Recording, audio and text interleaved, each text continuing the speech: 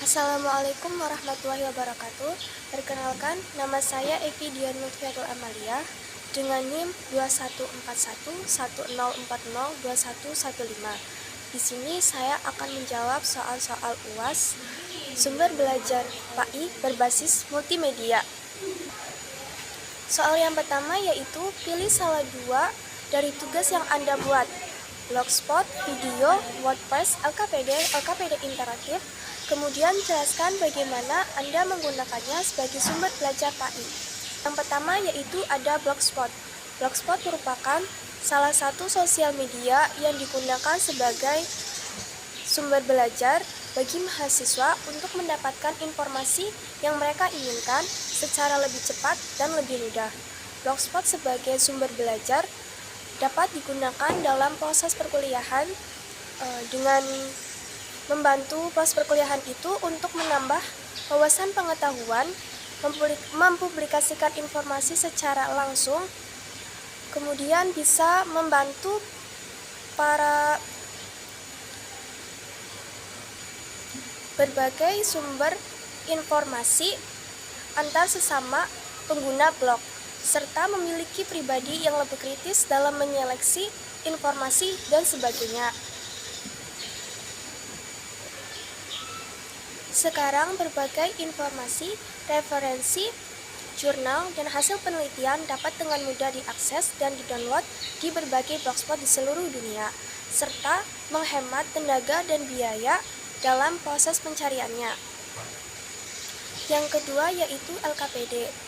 Salah satu komponen penting untuk menentukan kualitas dan keberhasilan tujuan pembelajaran adalah bahan ajar. Salah satu bahan ajar yang sering digunakan adalah LKPD atau Lembar Kerja Peserta Didik. LKPD merupakan bahan ajar yang dibuat dan disusun oleh guru yang berisi mengenai materi dan tugas-tugas yang harus dikerjakan oleh peserta didik. Dalam membuat LKPD ini, ditentukan berdasarkan kondisi dan situasi pembelajaran yang akan dihadapi, serta mengacu kepada kompetensi dasar. LKPD memiliki banyak manfaat baik untuk gurunya maupun untuk siswanya. Untuk guru dapat dijadikan bahan ajar pendukung selain buku teks, kemudian dapat membantu guru dalam memudahkan proses pembelajaran sehingga proses pembelajaran lebih efektif, efisien, dan lebih terarah. Untuk guru di sini hanya sebagai fasilitator untuk mengarahkan dan mengembangkan peserta didik dalam mengerjakan tugas-tugas sehingga tujuan pembelajaran dapat tercapai dengan baik. Sedangkan untuk siswa dapat menjadikan siswa tersebut menjadi lebih aktif. Kemudian tugas-tugas yang terdapat dalam LKPD itu dapat membantu siswa untuk meningkatkan kualitas percaya diri siswa serta kemampuan berkomunikasi dan berinteraksi siswa. Karena ada beberapa tugas yang dikerjakan harus secara berkelompok.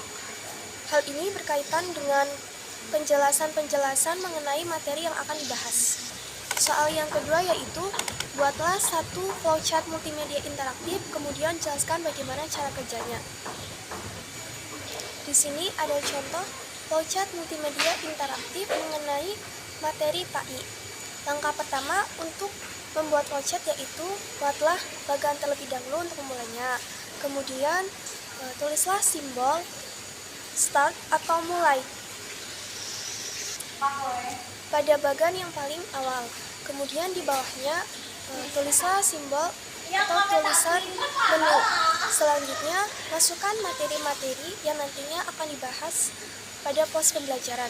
Di sini ada materi tentang doa sehari-hari, materi tentang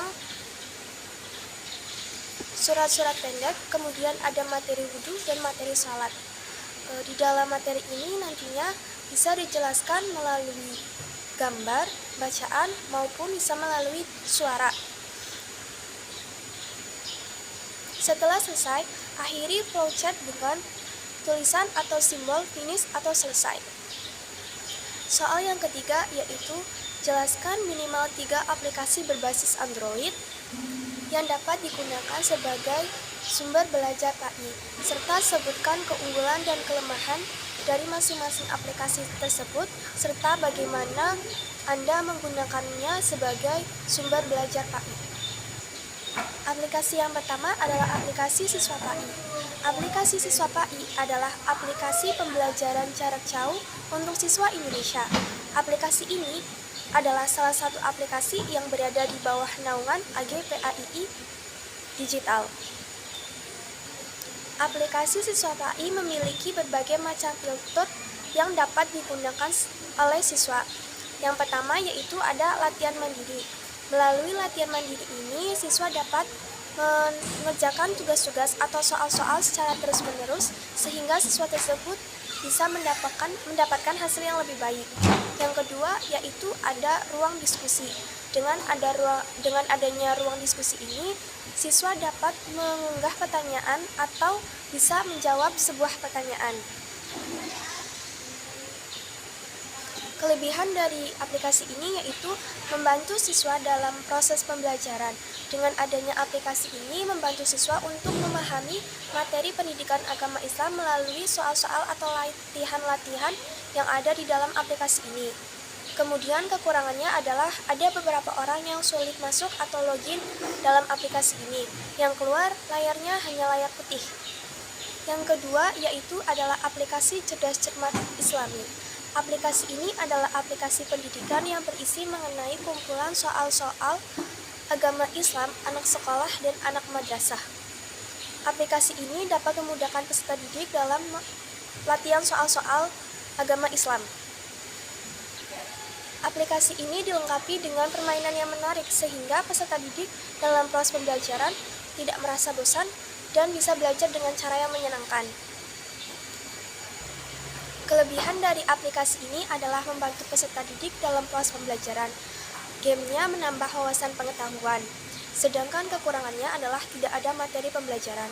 Mungkin jika ada materi pembelajaran, akan memudahkan peserta didik untuk menjawab soal-soal yang ada di dalam aplikasi ini. Yang terakhir yaitu ada aplikasi Belajar Agama Islam. Aplikasi ini adalah aplikasi yang dapat membantu peserta didik untuk mengenal pengetahuan dasar seputar agama Islam seperti rukun Islam, rukun iman, dan sebagainya. Pada aplikasi ini ada dua mode. Yang pertama mode belajar dan yang kedua ada mode bermain. Pada mode belajar ini peserta didik akan diajarkan mengenai berbagai pengetahuan dasar agama Islam seperti mengetahui rukun Islam, rukun iman, dan sebagainya. Sedangkan pada mode bermain, peserta didik akan diuji melalui kuis atau soal-soal tentang agama Islam. Semua konten dalam aplikasi ini dikemas dalam model permainan yang sangat menarik, sehingga tidak membuat peserta didik merasa bosan pada saat proses pembelajaran. Kelebihan dari aplikasi ini sangat membantu dalam proses pembelajaran dan memberikan banyak manfaat. Untuk kekurangan dari aplikasi ini yaitu suara musiknya keras, jadi membuat peserta didik tidak fokus dalam proses pembelajaran, dan terdapat banyak iklan. Mungkin itu saja yang dapat saya sampaikan, kurang lebihnya saya mohon maaf. Wassalamualaikum warahmatullahi wabarakatuh.